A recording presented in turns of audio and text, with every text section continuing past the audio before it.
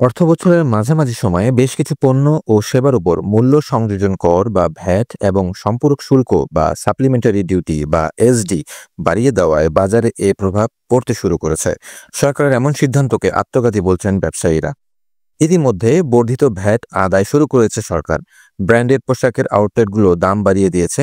Mobile phone talk time ও ইন্টারনেটেও বাড়তি টাকা গুনতে হচ্ছে।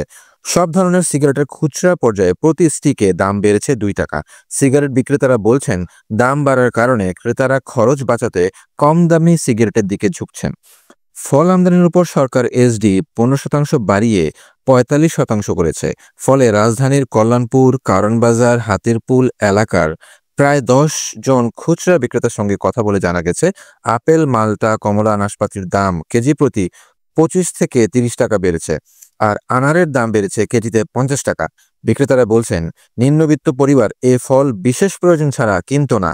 আর এখন দাম বাড়ার ফলে মধ্যবিত্ত পরিবারও ফল কেনা কমিয়ে দিয়েছেন।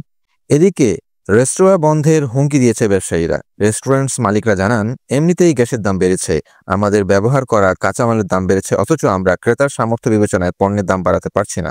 এর ওপর আবার নতুন ভ্যাটের চাপ, আর ক্রেতারা ভ্যাট দিতে চাচ্ছে না।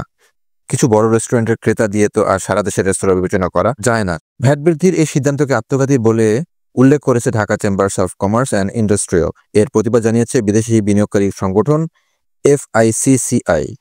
গত ১৩ই জানুয়ারি এক বিবৃতিতে এফআইসিসিআই বলেছে, ভ্যাট, এসডি ও অন্যান্য ট্যাক্স বাড়ানোর কারণে ব্যবসায় খরচ উল্লেখযোগ্য হারে বাড়বে, যার প্রভাব ভোক্তার উপর পড়বে। এটি অর্থনৈতিক স্থিতিশীলতা ও ব্যবসার কার্যক্ষমতাকে হুমকির মুখে ফেলবে।